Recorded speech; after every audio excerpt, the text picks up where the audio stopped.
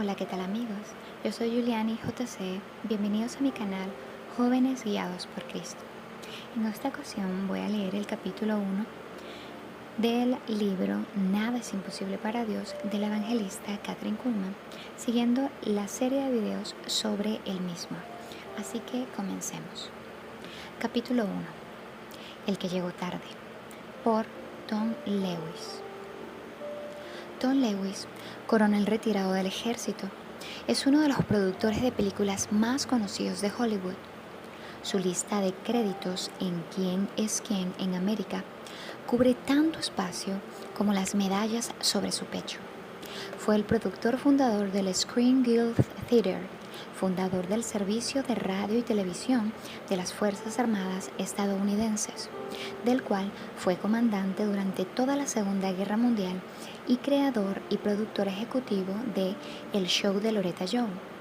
Como regente de la Universidad Loyola, ha recibido numerosos premios por excelencia en producciones televisivas, tanto en el país como de las Fuerzas Armadas estadounidenses establecidas en todo el mundo. Devoto católico romano, se cuenta ahora entre el creciente grupo de quienes se llaman católicos carismáticos. El invierno pasado, mi hijo, joven director de películas y un productor de su misma edad, pensaban realizar un programa especial de TV sobre la gente de Jesús. Acepté escribir la presentación, pero a regañadientes. Acepté escribir, dado que los niños de Jesús eran jóvenes también. Yo pensaba que mi hijo y su socio deberían emplear para toda gente de similares edades. Mi investigación preliminar sobre los jóvenes, acerca de los cuales deseaba saber más, generó en mí un gran interés y respeto por ellos. Muchos habían salido del infierno de la drogadicción a través de una fe renaciente en Jesucristo. En ese momento, yo aún no había escuchado la motivación religiosa del movimiento. Sin embargo, desde el punto de vista humano, no pude menos que sentirme tan impresionado por su sinceridad como asombrado y pasmado ante su manera tan familiar de hablar sobre Jesús, como si Él estuviera allí con ellos mismos. Siempre me había considerado un hombre razonablemente religioso que disfrutaba de la vida sacramental de la Iglesia Católica Romana. Yo no iba por ahí refiriéndome a Jesucristo como si me encontrara con Él personalmente con frecuencia. En realidad, muy rara vez lo mencionaba por su nombre. Pensaba que era mejor evitar el trato muy personal y prefería una referencia más reservada como mi Señor o el Buen Señor. Como parte de mi tarea, se me pidió que estudiara el ministerio de Kathryn Kuhlman, una persona muy estimada por la gente de Jesús. La señorita Kuhlman venía una vez por mes al Auditorio Shrine de Los Ángeles para realizar un culto de milagros. Pedí 2 asientos en la sección del centro sobre el pasillo cerca del frente. Sin embargo, aparentemente no era así como se obtenían las entradas. Había que hacer una fila y arriesgarse a ver si se conseguía la ubicación deseada. La capacidad del auditorio era de 7.500 personas y me dijeron que algunas veces trataba de entrar el doble de esa cantidad de gente. Esto me dejó pasmado y me temo que esa sensación continuó durante 4 o 5 meses, ya que fue ese el tiempo que tuve que esperar hasta poder llegar a formar la fila. El día que llegué a ese lugar era irrazonablemente cálido para el mes de marzo, aún en la soleada California. Salí de la autopista en la calle Hoover para evitar el tránsito de la zona cercana al auditorio. Normalmente esa zona del centro de la ciudad estaría casi desierta un domingo, pero mientras me aproximaba al estadio, todos los lugares destinados para estacionar y las calles estaban ocupadas. Los autobuses llegaban uno tras otro a la entrada principal, donde descargaban sus pasajeros. Algunos tenían carteles que decían Charter, otros tenían el nombre de sus puntos de origen. Recuerdo uno que decía Santa Bárbara y otro Las Vegas. Para mi asombro, había uno lleno de polvo que tenía un cartel que decía Portland, Oregon. Vaya viajecito que habían hecho solamente para asistir a un culto de milagros de Kathryn Kuhlman, me pregunté.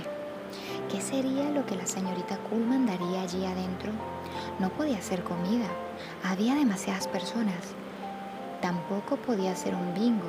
¿Cómo manejar 7.500 tarjetas de bingo?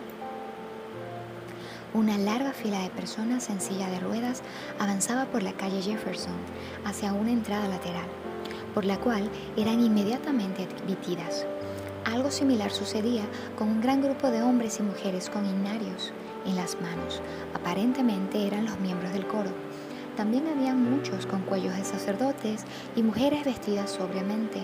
Me pregunté qué estarían haciendo allí todos esos sacerdotes y monjas. Encontré una estación de servicio donde estacioné mi auto y luego me sumé a los miles de personas que esperaban ante la entrada principal del estadio.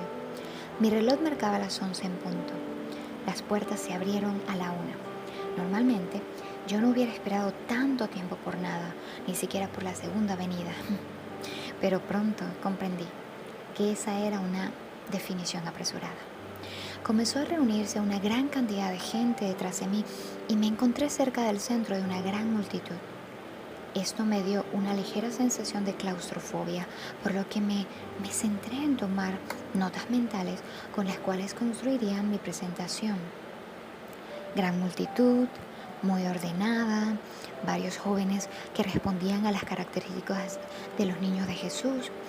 Estos jóvenes tendían a formar grupos como islas en un mar de cuerpos. Cantaban mientras esperaban, no muy fuerte, no necesariamente para que otros los oyeran, ni siquiera actuaban como si tuvieran mucha conciencia de la presencia de los demás. Cantaban en forma bastante quieta y meditativa. Esto me pareció extraño e inusual. Me recordaba a un grupo de cristianos coptos que vi una vez en Roma, orando en forma audible, pero no al unísono, independientemente de los demás, pero juntos. Ahora la cantidad de gente había aumentado mucho, verdaderamente, y alguien que estaba dentro se compadeció de nosotros. Las puertas se abrieron unos 20 minutos antes de la 1. Las personas que estaban detrás de mí se lanzaron hacia adelante y me empujaron más allá de la entrada.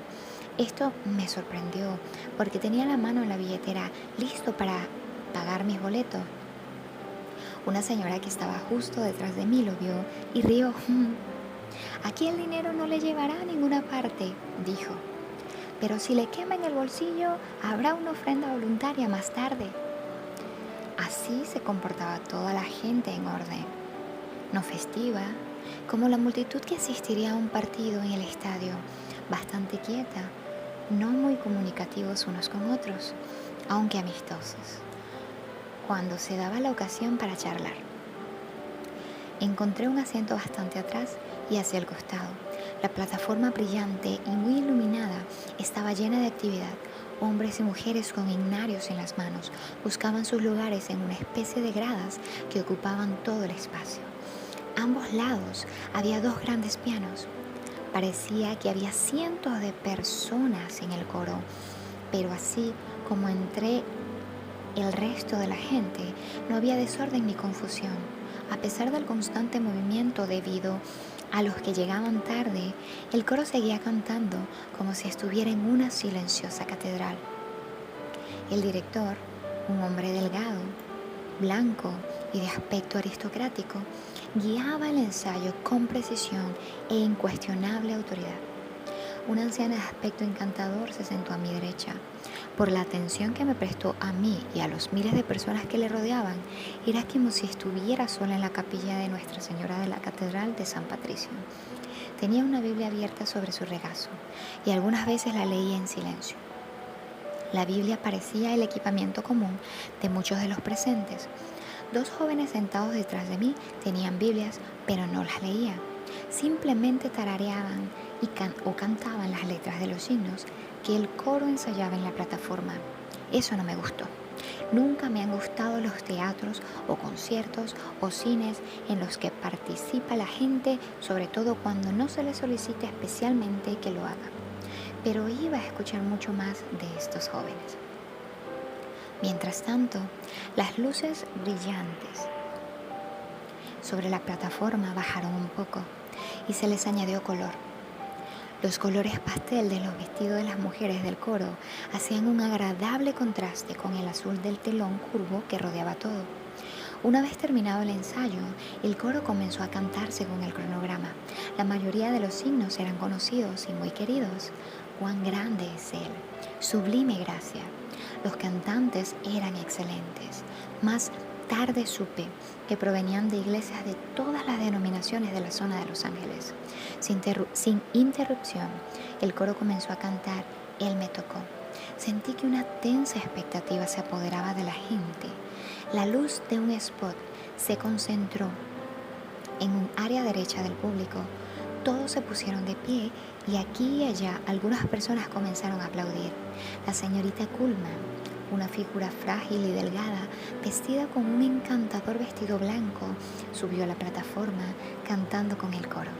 Se acercó a una pila de parlantes a la derecha del centro del escenario, tomó un micrófono colgante que se colocó alrededor del cuello y sin detenerse dirigió al público en el coro de Él me tocó enérgicamente varias veces y finalmente en forma decreciente. Luego, sin explicar ni una palabra, continuó con Es el Salvador de mi alma.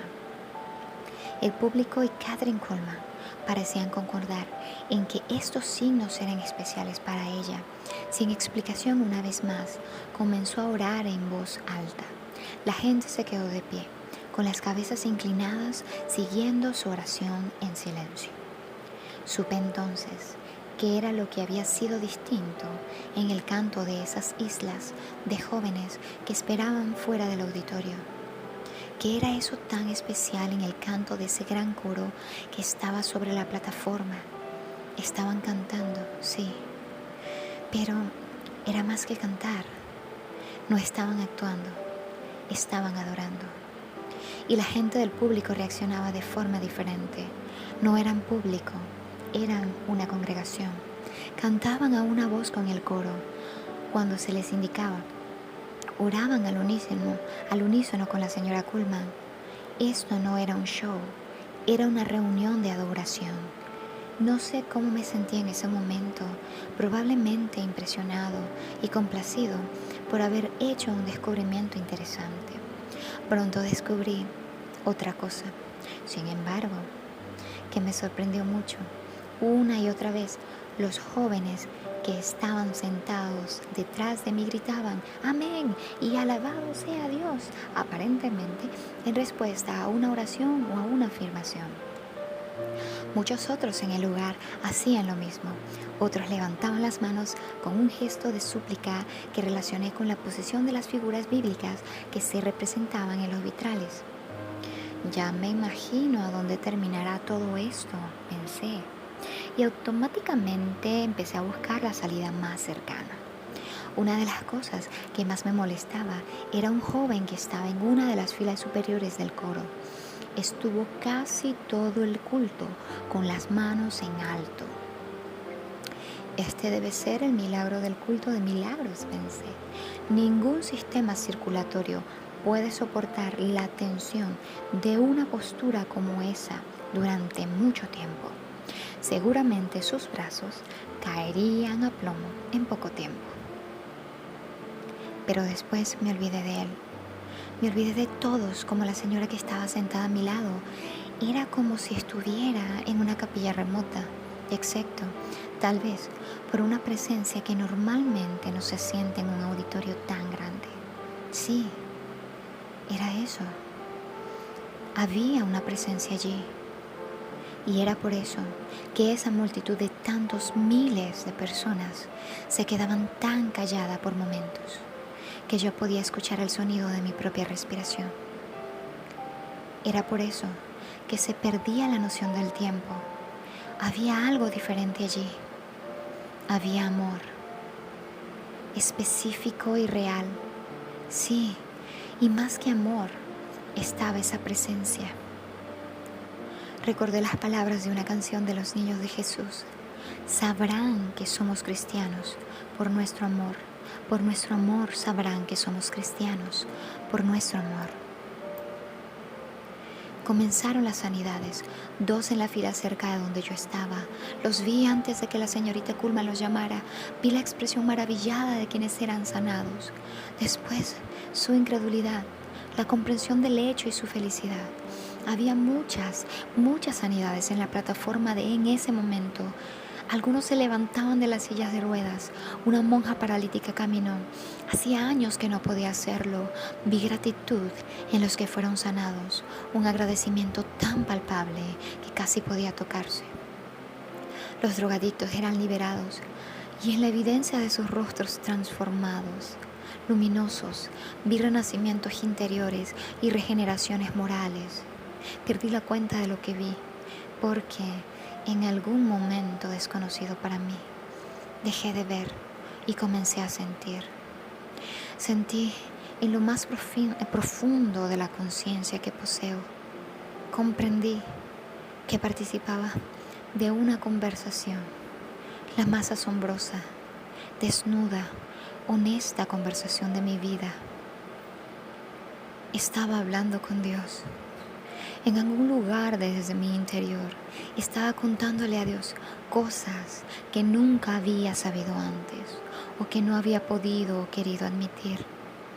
A pesar de toda la evidencia de mi carne, de los hechos visibles y aparentes de mi ajetreada vida, el amor y la compañía de mis hijos y sus amigos, mis propios amigos que eran muchos, mis intereses en el mundo, mis hobbies, a pesar de toda esa evidencia, le estaba diciendo a Dios que estaba inquieto y solo, profunda y desesperadamente solo, no de gente ni de cosas.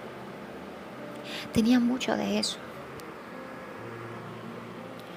Le dije a Dios que estaba vacío. Entonces me invadió la emoción más fuerte que haya experimentado jamás. Hambre.